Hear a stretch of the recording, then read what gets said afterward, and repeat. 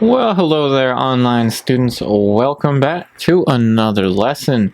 So this painting is now dry, or should I say this layer is now dry. It's been a couple days since I did the raw umber underpainting. I should mention that I have recently upgraded my raw umber, so my raw umber is no longer Winsor Newton. It is Rublev brand. Now, Rublev, I like it because they don't use any stabilizers, they don't use any additives, it's just oil and pigment. Though I've written about this before, talked about this before, the problem is you get a lot of paint separation that occurs because there are no quote-unquote paint preservatives in the tube. So this is the raw umber here, and I'm going to read out the entire color palette, and I'm going to talk about what this lesson is going to be about. So this is the continuation of Project 2. We're now going to move into the what we're going to call color underpainting. So meaning we're not going to shoot for true color yet. Our priority is going to be, again, building the drawing and also building the forms. But we're now going to do this with the entire color palette. So let me talk about the color palette now. I have Flake White. This is Williamsburg. Gamboge Lake Extra. This is Old Holland. Yellow Ochre Deep Old Holland. Cadmium Red Vermilion Williamsburg. Alizarin Crimson Lake Extra Old Holland. French Raw Umber Rublev. Ivory Black Williamsburg. Ultramarine Blue Old Holland. Now you don't necessarily have to have Flake White. A lot of there's a lot of fear with using lead-based paints, but I assure you that if you don't eat the paint or use it as a face cream or anything like that, all jokes aside, as long as you keep your hands out of the paint, it should be fine. That being said, you do want to make sure, I'm going to do exactly what I said not to do. You do want to make sure that your surface is dry, touch dry. If you're using Cobra, if you're using water mixables, you might want to give it more than a couple days, perhaps a week and some days for it to be dry. Remember to work thin as you build the layers. And in terms of these colors and all of the materials, they were listed to you in a previous post here on Patreon. If you just scroll down, you'll be able to find the materials list for Project 2, where all of these colors, except for the Rublev raw umber, you don't necessarily have to use the Rublev raw umber. You can use the Winsor Newton, or preferably Old Holland or Williamsburg, and no medium yet. So everyone, no medium yet. If we want to thin the paint, we're going to use thinner solvent. And again, if you're using water mixables, you use water. And again, the principles are universal. So if you are working in, say, acrylic or watercolor or any other material, don't feel like you can't participate and complete the projects, because the principles are universal. You just don't have to worry about the technical aspects of oil painting, but you do have to worry about the technical aspects of whichever material you're using. So the last thing is just your solvent. I'm using distilled turpentine. So let's go ahead and just get right into this. So you want to mix up a flesh tone. If you're using this photo reference or whichever of the photo references, try to get this spot. Try to match this value. Like I said, you don't necessarily have to worry about getting the exact color. So we're going to stick with the Zorn palette for this first flesh tone, and I guess I should probably put more yellow ochre out, but in any case, I'm using Flake White, yellow ochre. Don't mind me, I'm just going to put a little more yellow ochre. Alrighty, so we're going to use Flake White, yellow ochre, and cadmium red vermilion. Give us a nice orangey color. Unfortunately, it looks just like the palette, the color that I'm trying to go for, so it's not as apparent, but hopefully describing it helps you to recreate it. Ivory black, a little bit of ivory black to neutralize. And now let's go ahead and test this out. And that's about good. So what you want to do is warm up on the forehead, and what we're going to do is we're going to continue to develop the drawing. We're going to continue to develop the values. What you don't want to do is to work overly thick, and we're sticking with fat over lean. So you know, if you have higher quality paints like the Rublev or Old Holland, Williamsburg, Michael Harding, these are all good brands. You can pretty much rest assured that you're going to be able to maintain the fat over lean principle if you follow these steps with the correct materials. Now, I'm using a little bit of the raw umber and cadmium red vermilion. I'm now bringing the value down a little bit. Remember, I'm not trying to shoot for the exact value. The exact color, but I am trying to get the value.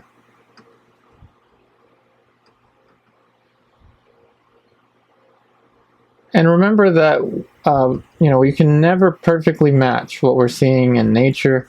We're pretending like we're working from a live model. We can never perfectly replicate what we see in nature, so we have to conceptualize.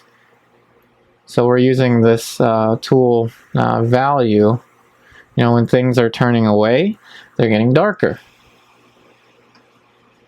So when they're turning away from the light, they're getting darker. When they're close to being perpendicular, this is probably one of the most perpendicular spots in terms of the planes, then it gets lighter. And the closer you get the parallel to the light source, so we're pretending like the light source is coming from this direction, then the closer you will get to shadow. And the shadow begins when the form that we're describing is exactly perpendicular to the light source. Now, of course, the model is not, a plaster cast. The model is not, perfectly matte throughout. But again, we're conceptualizing. We're not trying to literally copy. So as I get the darker value, I'm starting to put more raw umber into the mixture. So raw umber and the cadmium red vermilion.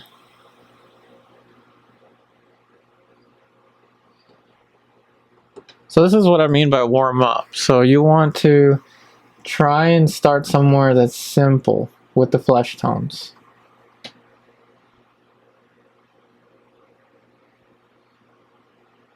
I have done it, but I don't recommend it. Sometimes you can start right in the eye and start to develop it from there, but that's typically not recommended.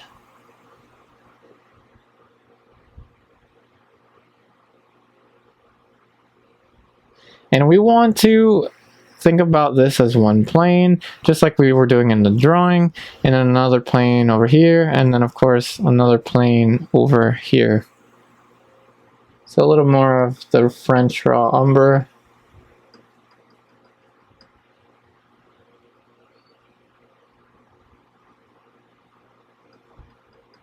Now this is a really, really wonderful raw umber. Wow. Okay, so if you haven't used any of Rublev's colors, definitely recommend it, but remember that they don't have any.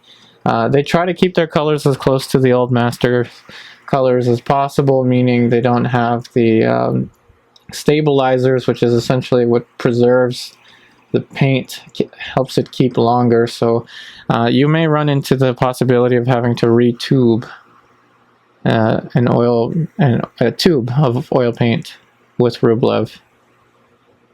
But wow, yeah, the color is really nice.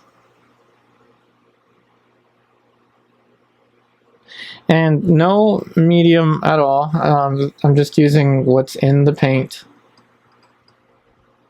And I'm not working all over the place. I'm sticking with the forehead.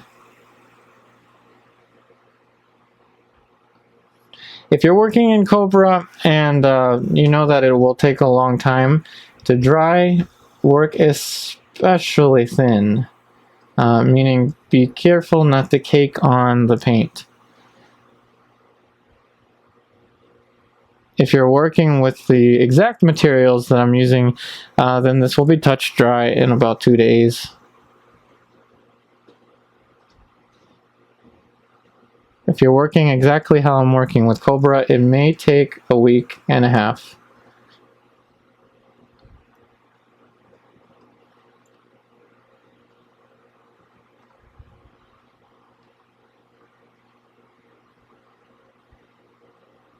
And I should mention that these videos are being filmed ahead of time, very ahead of time, so I will not be able to answer questions as I'm filming right now that may have arisen from the previous layer, because that video hasn't even been uploaded yet. So any questions that you have in terms of the materials and the the materials or anything in terms of the class, please feel free to send me a message on Patreon. I'm like a hawk when it comes to messages from Patreon. I'm constantly checking it.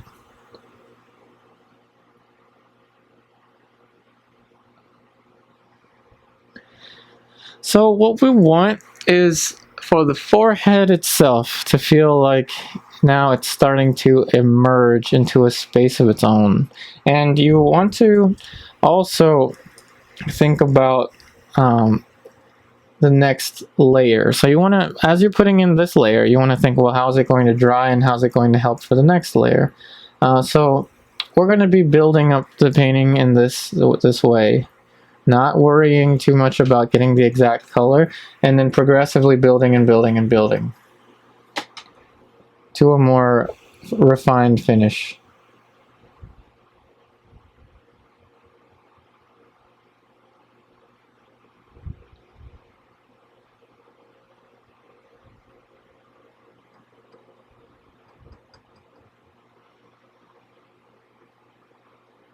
The goal for today is just to draw within the flesh tones. It's going to be tempting to want to put something in the background right away, but we want the main area of the skin tones to have more paint overall than the background.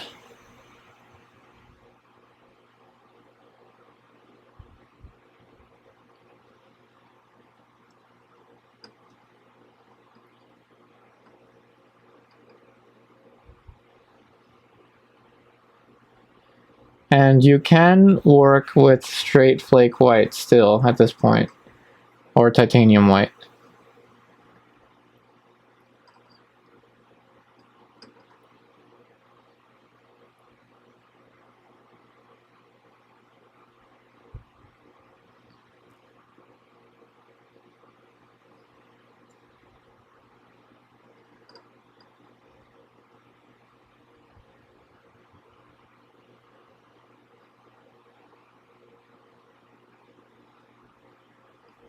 A little bit of the red, the cadmium red vermilion.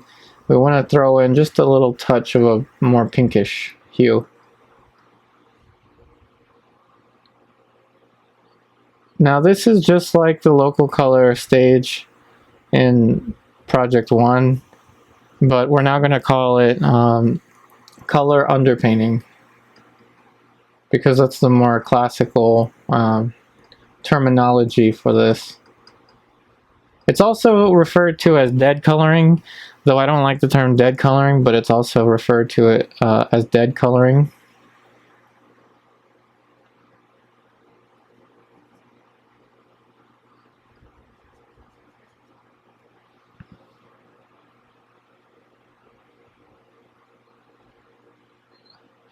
Why did today have to be arm day? So when you keep your palette parallel like this is, I mean, it's great to see the color mixtures in the same lighting as the painting, but know that my preference is to hold the palette.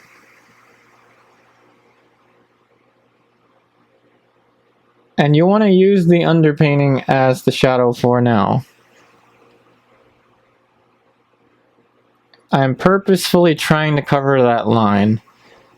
Little by little, the line will be covered.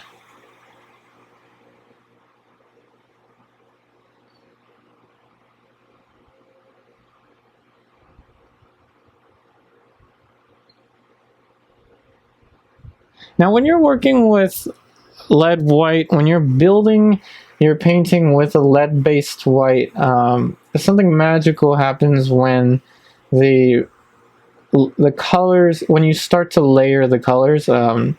As someone that's worked with titanium white for a long time, there is a difference in the way the paint just feels when it layers over top of a dry layer of oil paint. There's a particular kind of resistance that it has, which is nice. Whereas with titanium white, it's more of a slippery thing, where this just wants to grab onto the paint surface. It's a very pleasant thing.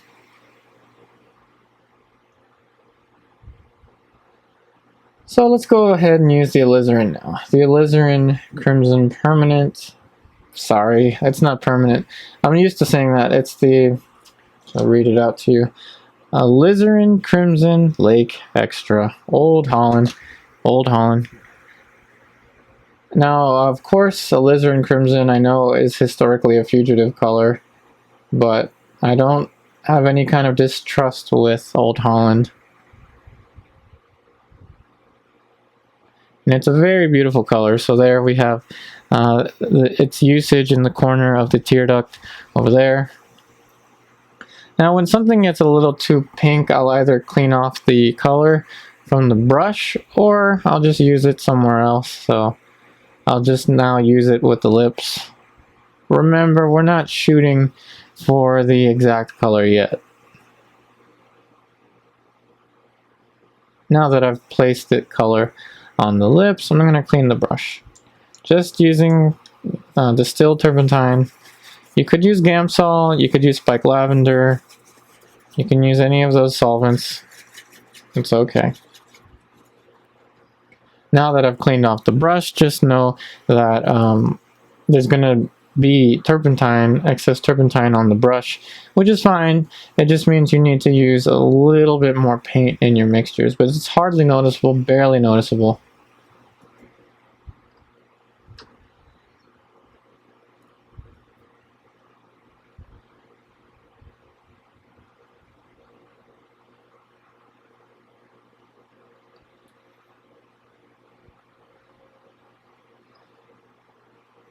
And you, in general, with the color underpainting or dead layer, however you want to call it, you don't want to work too dark.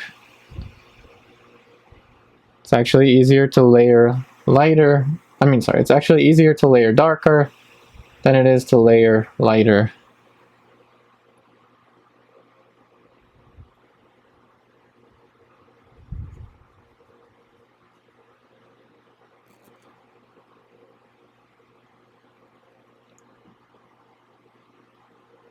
Now the painting will start to slowly but surely come to life.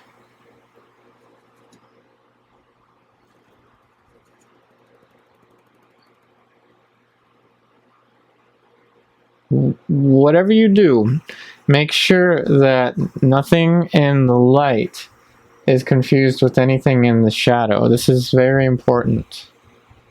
This is why we're going to leave the shadows alone right now and focus on the light and work brighter. This is a halftone. I initially, when I did the study for this, I did a study, well, I'm actually kind of still working on it, a study of this painting for this project. I didn't know whether or not to place this in as light or shadow, but as it was illustrated in the linear printout, this is actually in light. It's a very deep halftone, so that's why I covered here and not here. But it's very close to the value of the shadow, but it's not quite the same exact value. So it's a very tricky value.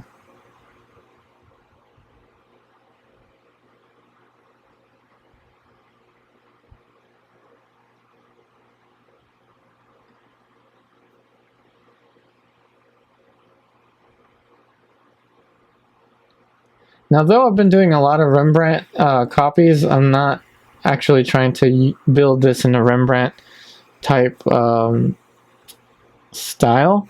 If I were to be painting in a Rembrandt type style, I would paint much heavier, much thicker.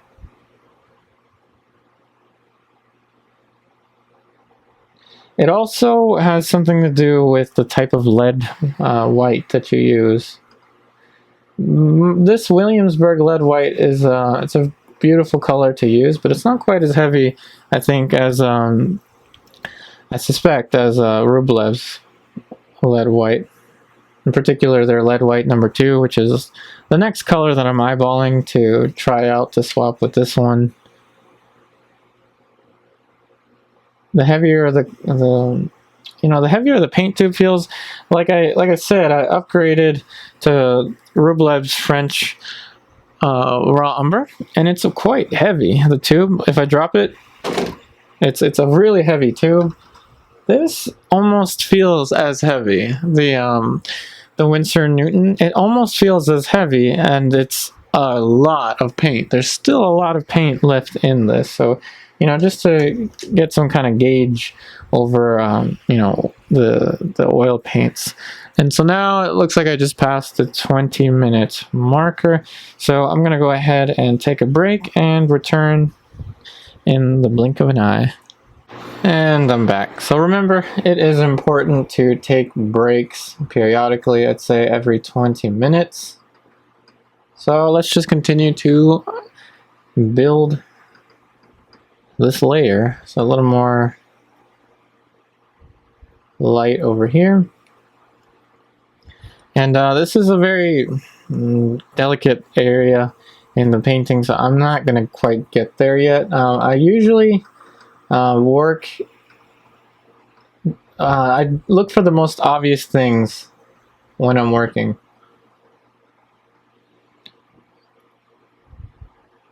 So for me, it's most obvious that this now needs to be fed some color. A little bit more of the cadmium red vermilion, flake white. I'm using more raw umber in this mixture. Again, because I don't want the colors to be overly saturated.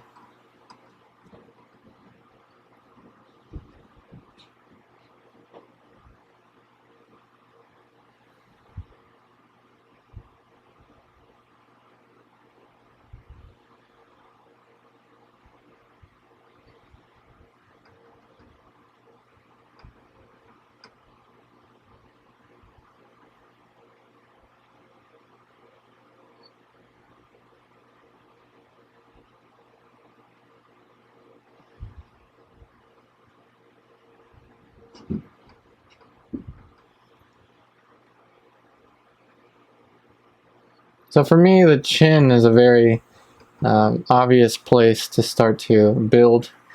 Though this is starting to bother me, the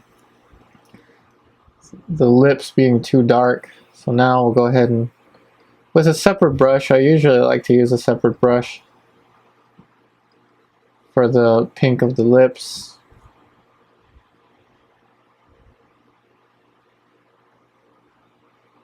Alizarin crimson.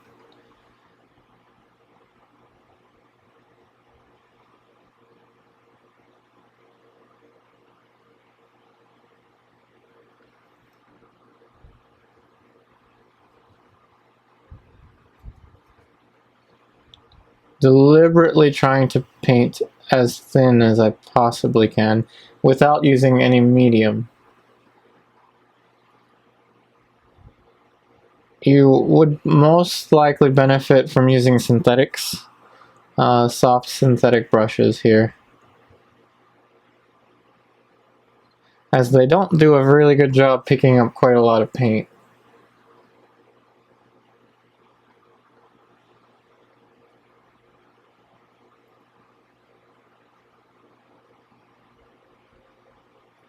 Now, if I get paint somewhere I don't want it, like I did over here, I'll just subtract. Though the value is extremely dark, it is tempting to paint in the shadow of the lips, but I'm going to avoid that for now.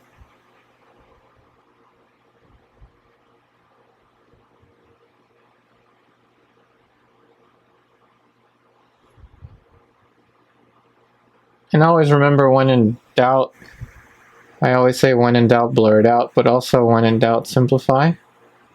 We don't want to blur anything out here because we worked pretty hard for these outlines. You gotta trust the outlines, trust your drawing.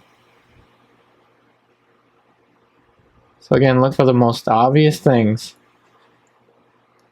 And make sure that nothing here gets as dark as anything here.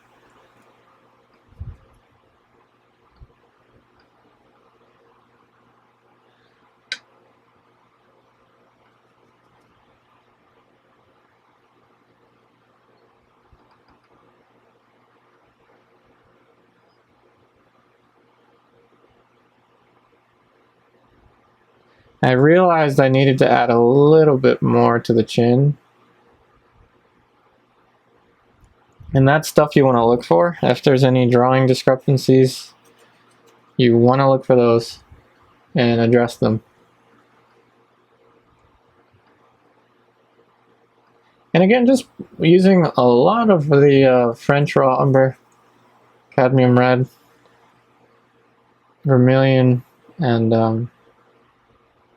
the flesh tones that are on the palette. As you see, this is an organization here: lighter flesh tones down to darker flesh tones, and then the pinkish color for the lips there.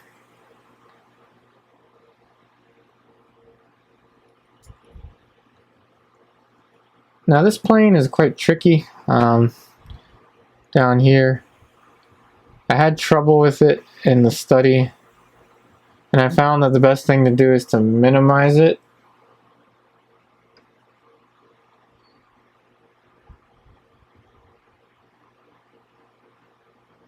But the roundness of her chin is part of her likeness, so it's something that should be addressed. Now, I'm going to paint in the dark light, which is right across from the shadow. It's the darkest value, just as light transitions into shadow. And I'm using the French raw umber with the cadmium red vermilion. And that dark light should rest right onto the outline. The outline is your guide to where to place the dark light.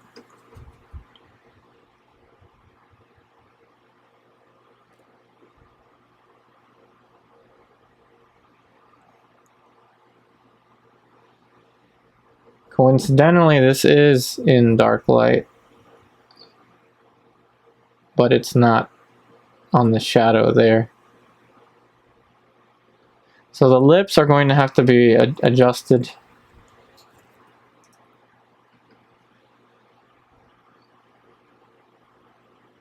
And we'll get to that eventually.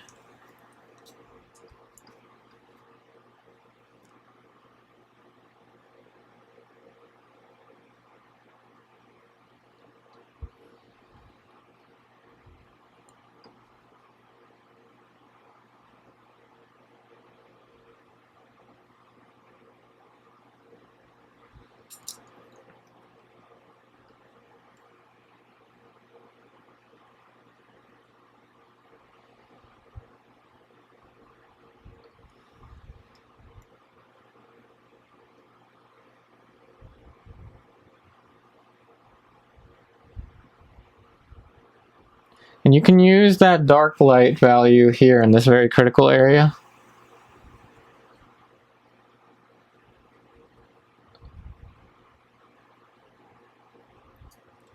And again, if you cover something you didn't want to cover, either you can use a scrubby scrub brush or paper towel, whichever, and subtract.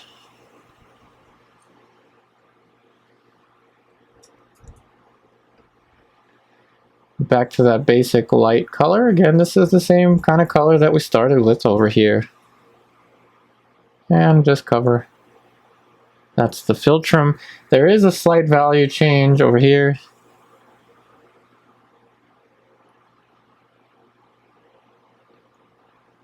But you don't want to overdo that too much. And now what I'm going to do is just kind of blend this color back into this.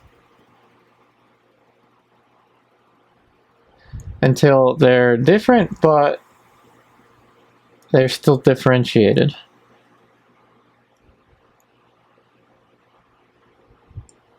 And now we can address the lips. So the lips are going to be a little difficult, especially with our model's lips here, because they're very, very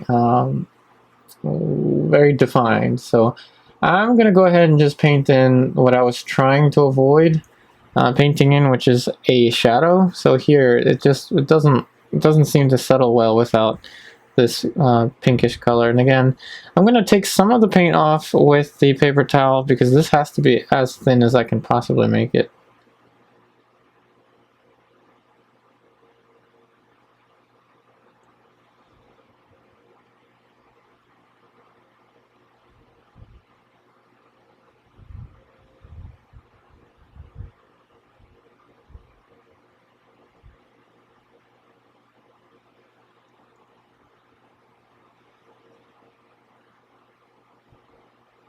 I can throw in that little accent for the lips.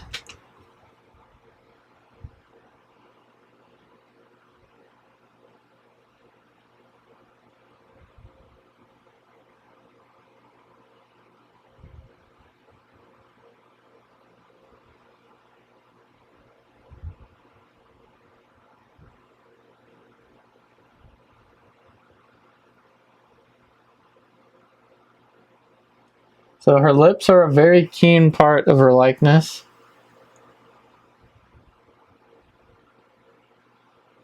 Though I'm painting thin, I'm putting in all of the values, all of the halftones that I can possibly describe.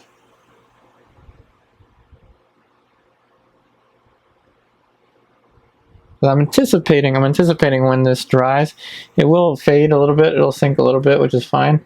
But it'll be nice that it will be continuously redefined with each layer. And the lips themselves will, in the end, the characteristic of the lips will be very dimensional.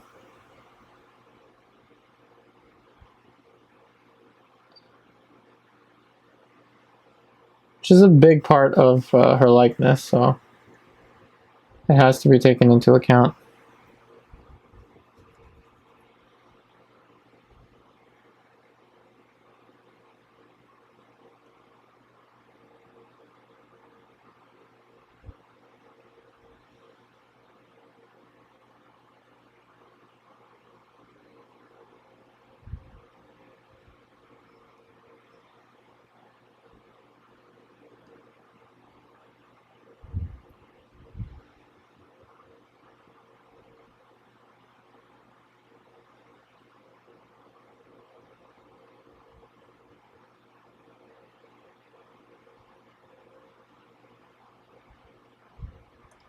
And I'm going to get another synthetic brush.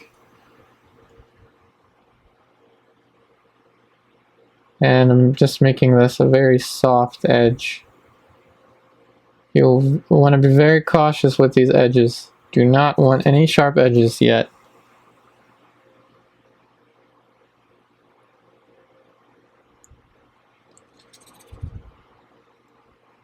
Alright, so now that we have the lips in there, it seems a little bit more like our model. So now we're just going to start to add in the kind of pinkish colors here.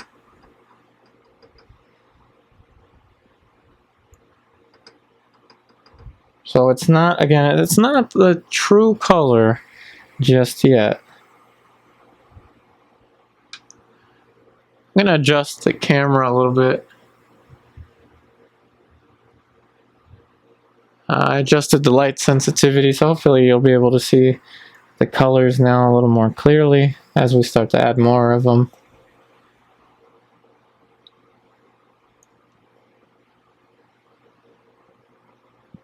And just raw umber to make it darker. Same color, just darker with raw umber.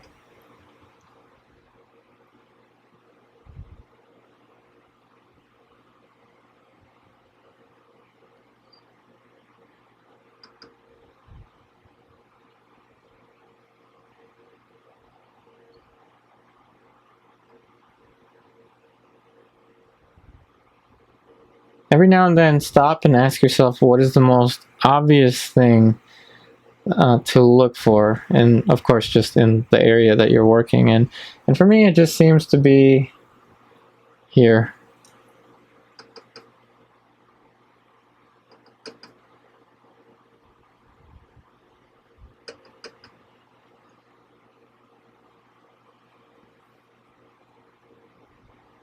So we are painting in the dark light, so we can actually change into this brush here that has the dark light value. But it's a little more pinkish here, so a little tiny bit of cadmium red vermilion won't hurt.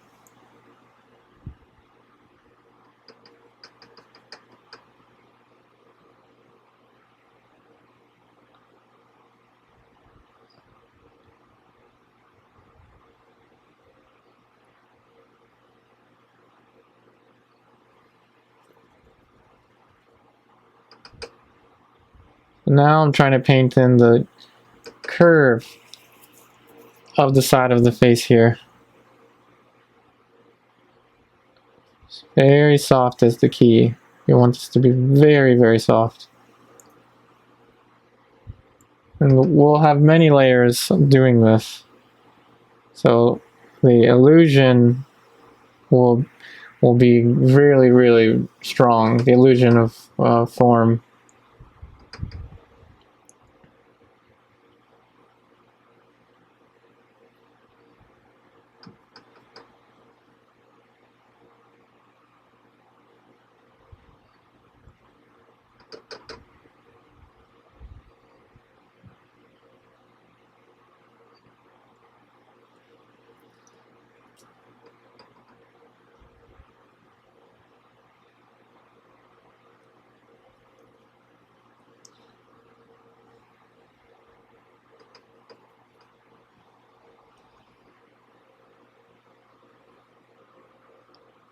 Now this area is almost in shadow, but it isn't. I'm using the halftone brush, or the dark light brush, excuse me. The upper eyelid is very dark.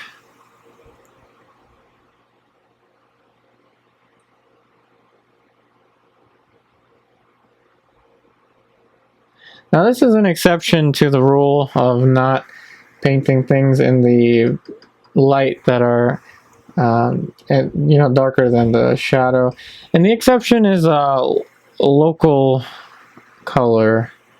Local color. So if something has a local color that's darker, it's going to look darker even in the light. So the upper eyelid's pretty dark, so I'll paint it in pretty dark. Ivory black. Now it's not adding the paint as I want it to, so I may end up subtracting paint or just trying again. That works a little better, but I do think I'm going to subtract.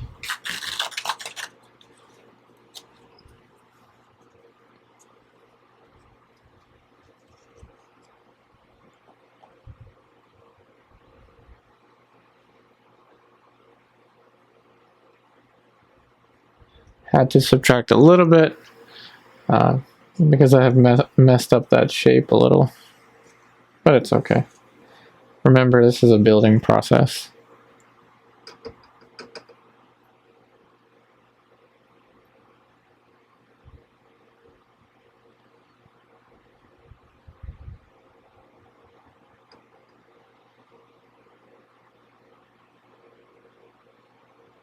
And if you ever see yourself not knowing what to do, you can always ask me. Just send me an email, just to, like if your paint isn't drying or if you're having trouble with the transfer drawing. Remember, even though I'm on project 2, you can always send me images from project 1. Even though I'm on whichever lesson number this one is, I actually already lost track. You can still send me images from lesson 1.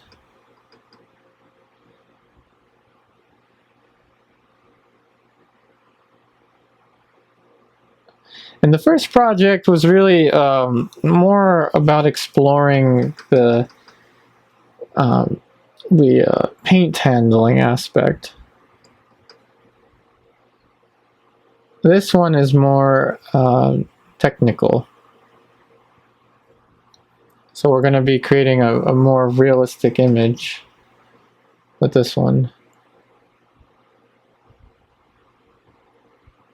And again, the eyebrows are another area where it's in the light, but it's darker because the local color is just darker than the skin tone.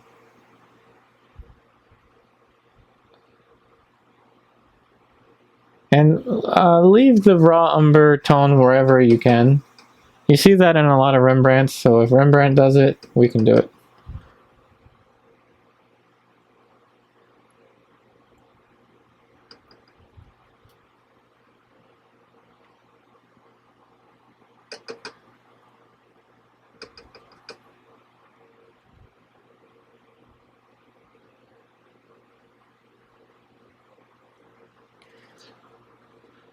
Alrighty, so we just passed the next 20-minute marker, so I'm going to go ahead, take a break, and return again in the blink of an eye. And I'm back. So after taking a little break, I noticed that this needs a highlight, and that this is starting to look like a 5 o'clock shadow over here. So again, I don't want to cover the shadow, so what I'll do is just get a soft synthetic and make this really soft, like a whisper, incredibly soft.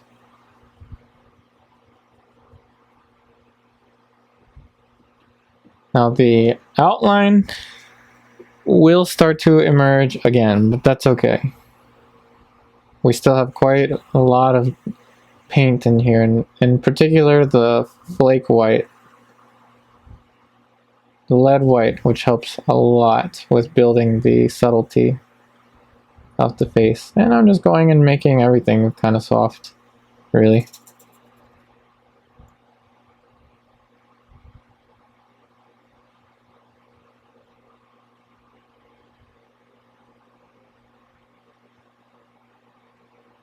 Now, we don't want to overblend anything. But in the earlier stages, it's okay if it gets a little over blended. That's fine. Because we will go over this again, quite a few more layers of color, so that'll be fine.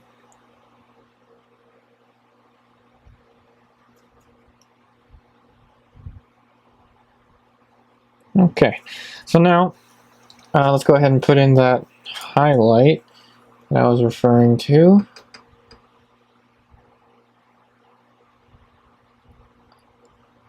And go for the most obvious. The things that are not as obvious will be those kind of like, you know, voila moments where you see, oh, okay, I actually needed to put a little more light for the, you know, the philtrum. And, you know, I see that this is starting to become distracting, that the eye still is, you know, very underdeveloped.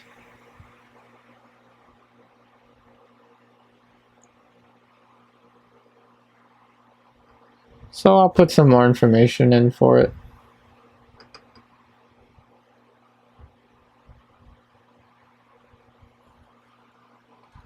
I'm going to clean off this brush with the distilled turpentine.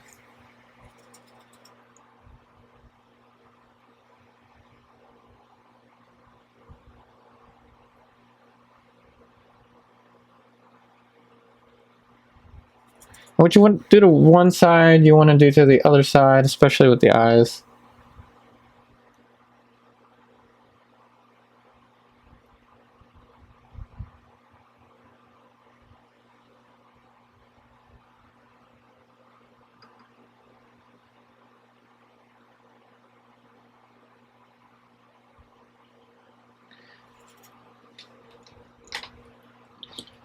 And with the same brush, might as well.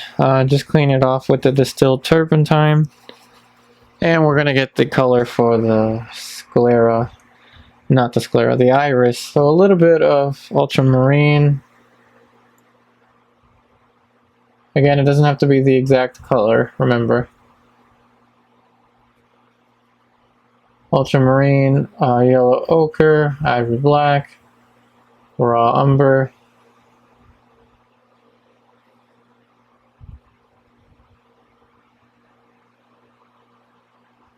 A little more ivory black.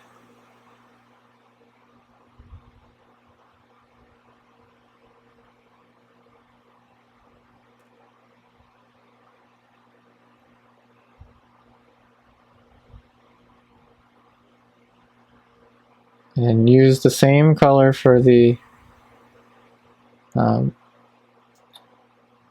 eye.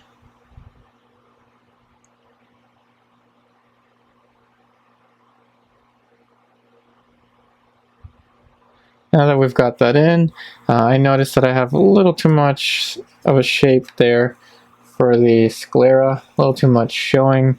So I'm going to use the raw umber, flake white.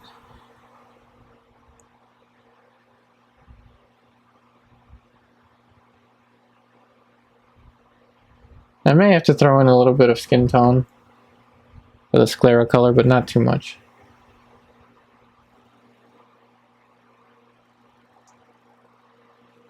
Gotta be careful not to overdo it. So again, let's clean off that brush a little bit. Raw umber, ivory black.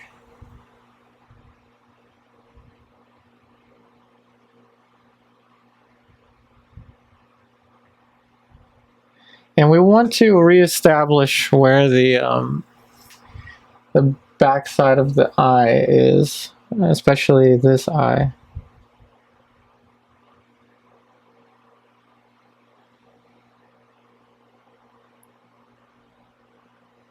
So if you lose any kind of clarity in the lines or in the forms, it's okay.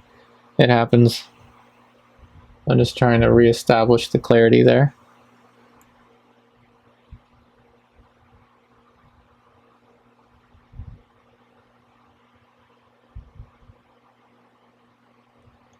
Also want to double check the distances here. So the corner of the eye to the pupil should be about the same over here, which it is not. Oh, it was going to be.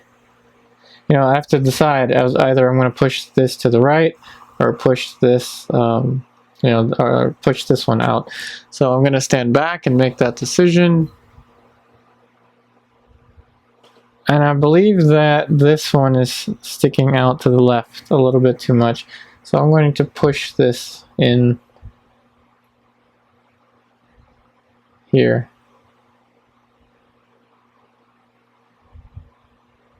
I get a little bit of the sclera color. Now I'll start to paint in the side tone, the side plane of the sclera.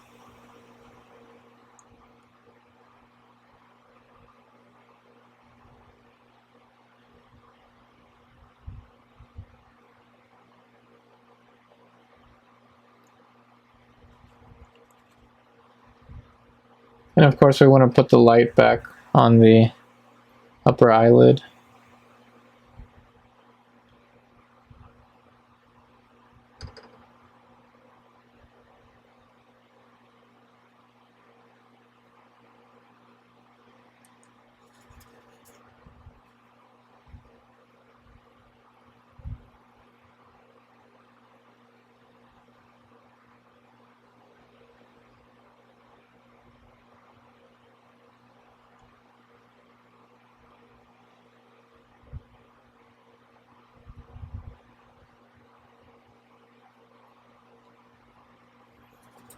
You know, when I paint, I don't know 100% where the, you know, it's not like I'm premeditating each brush stroke. At this point, it's really just exploration of form to provide a little bit more clarity, to the eyes, as they were getting kind of distracting, being as underdeveloped as they were relative to the face. The mask of the face, that is.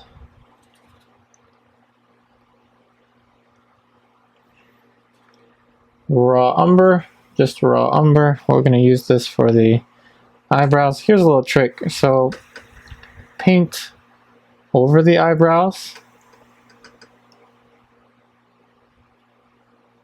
So paint them out essentially. Obviously you'll see the layer underneath.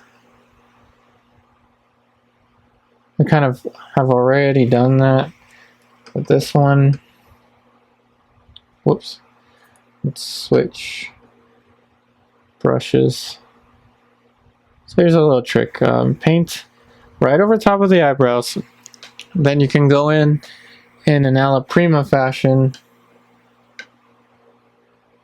and add them. And it'll help you have more control over the edge. So here it's soft, here a little bit more sharp.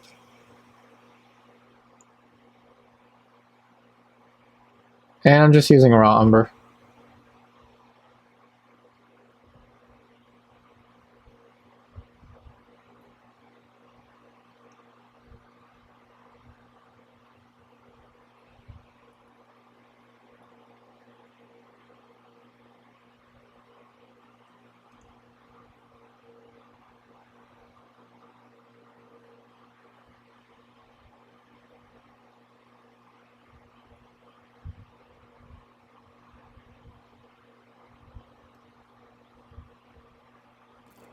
Keeping it very soft.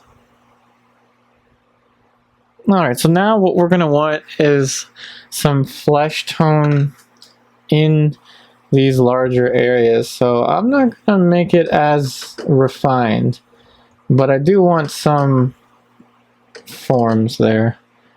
Let me fix this first. It's a little too dark.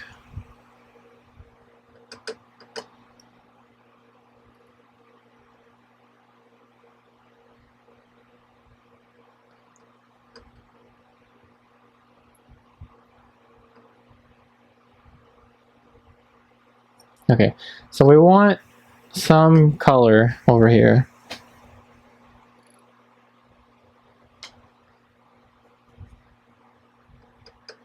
This is where it's going to get a little tricky, because the tendency is going to be to want to use medium to make the paint flow, but you want to avoid that and paint in very thin. Meaning not as much paint, so you're going to have to kind of scrub, so feed the paint into the surface. And also understand that in the first color layer, so in the dead coloring, as some refer to it, or color underpainting as I'm referring to it, a lot of other painters refer to it as color underpainting. It's not going to look you know, it's not going to be as satisfying as you might want it to be, expect it to be, and it's really just a matter of patience. And you know, the more time you spend keeping your technique consistent, keeping it, your way of working consistent, but strengthening your knowledge of the fundamentals, the better and better and the more illusionistic your paintings will become. So a little bit more raw umber.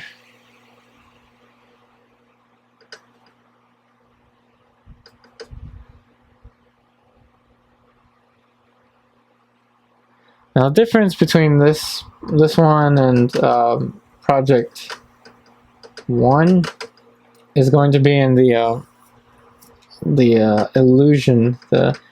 This one we're going to be building a much more illusionistic, and pretty much with every one of our projects we're going to want to push the realism further and further.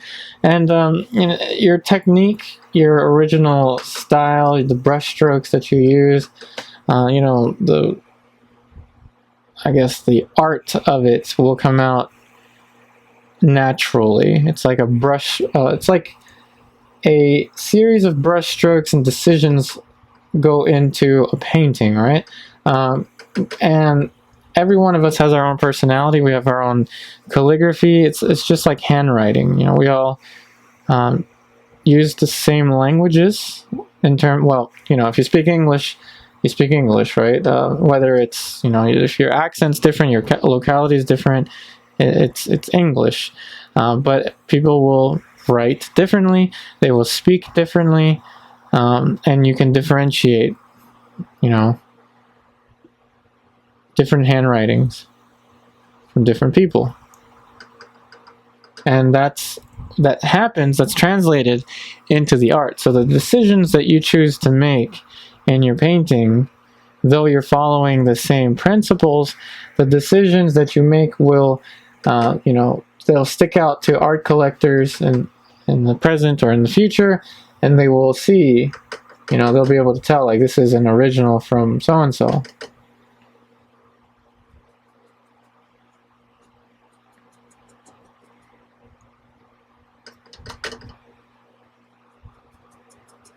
A little bit of flesh tone here, not too much.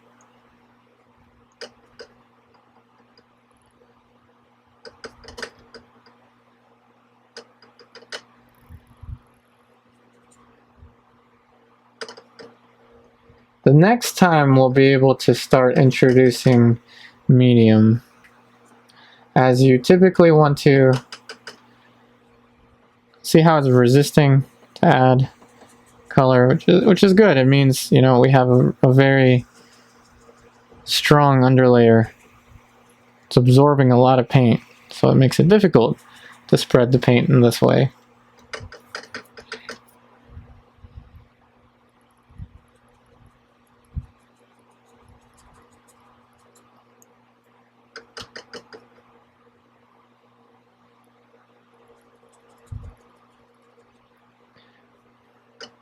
But once this dries, we're going to have a really wonderful surface to work on and continue building the illusion of form.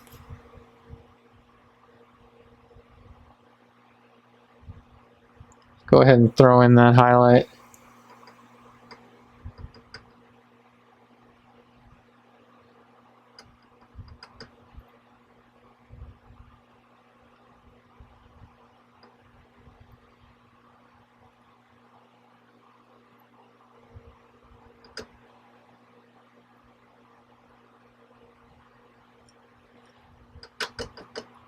Now, I did go a little faster in the explanation of the colors with project here with project 2. So definitely check out the local color, the first color video on project 1 if you haven't seen that one. That one a little more step by step and formulaic in terms of skin tone.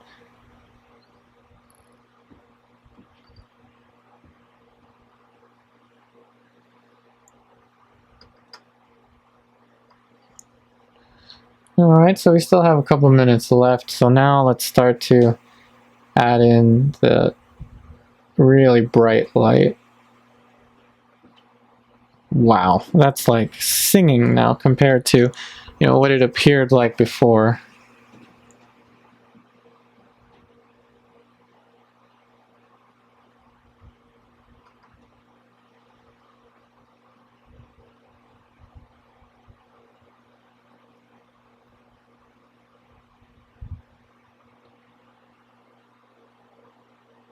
I don't think I need to upgrade my lead white now that I think of it. But I may upgrade it, and the upgrade to, I think, Williamsburg Flake White will probably be Rublev's Flake White number 2.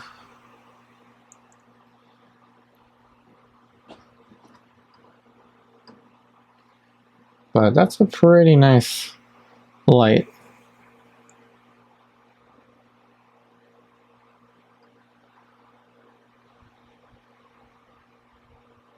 Does anyone else have trouble with flies? There's like a crazy... I'm getting off topic here, but there's so many flies here.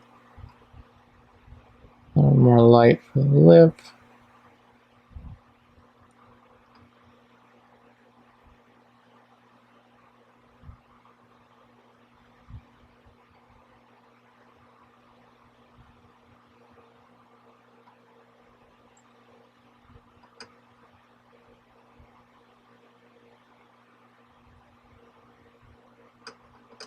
So now what I'm doing is just kind of over-exaggerating all of the highlights.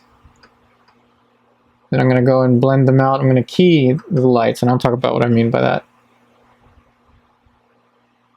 right about now. So I'm going to start to key, meaning I'm going to pick a point, any point. Let's say this one. This is the brightest light.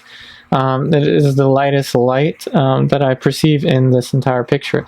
So what is the second brightest light in this entire picture? And to me, it appears to be very difficult to tell. So I'm going to say it's this one. So I'm going to deliberately make it just a tiny bit darker. And then go back to this light and continue to develop it.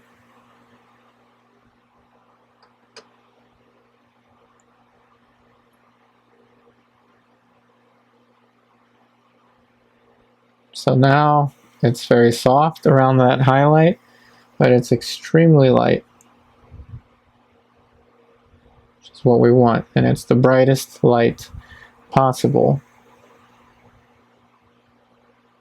And it's okay to let it dry like that. The next thing I already accidentally did was bring this light down here because it is I believe a step below this one, and this one is actually kind of the same as this one, so I will bring it down just a little.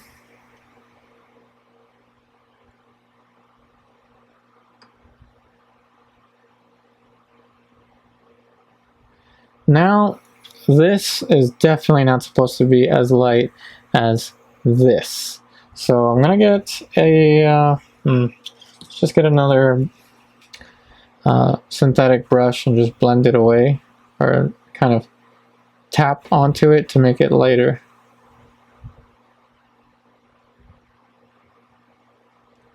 Alright, now this is definitely not supposed to be as light as this, but this is lighter than that. So I'm going to go ahead and adjust it. It's not going to be as dark as this one, but it's definitely not going to be as bright as this one. Now this is definitely, it's way bright, but it's not that it's the wrong value, it's that the surrounding values are the wrong value. So they need to be lighter, and chin's too dark. This is how you key the lights. But it doesn't work as well if you don't have all of the lights covered.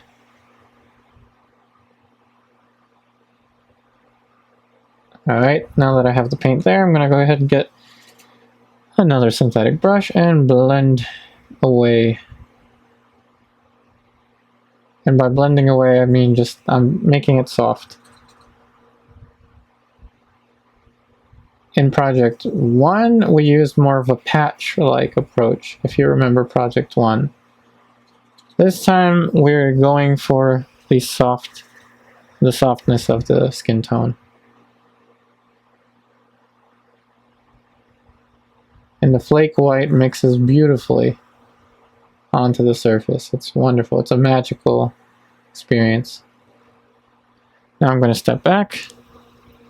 And I think that ought to be about good for this lesson, and we have definitely passed the 20-minute mark. So that being said, thank you so much for all of your support here on Patreon. I hope that you're enjoying the online lessons in the virtual classroom.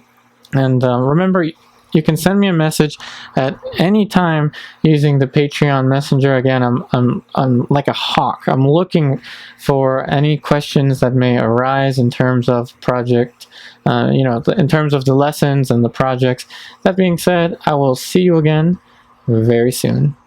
And I should probably mention this, as have mentioned it before in the past, but kind of forgot to mention it this time. Remember that you can send me images you can send me images in any week that you want. Just make sure to send me the images for the your lessons that you're doing, or the extracurriculars, or your mentor tier constructive critique by Saturday night, 11:59 p.m. There is no need to rush, however, as we do this every week. So just remember, you can send me your images of the project or of the extracurricular activities any time of the week, Saturday night, 11:59 p.m. And for the mentor tier critiques, those are your own individual artworks. You can send me one image any time of the month to be included in that section of the virtual classroom. Again, take care, everyone, and I'll see you again very soon.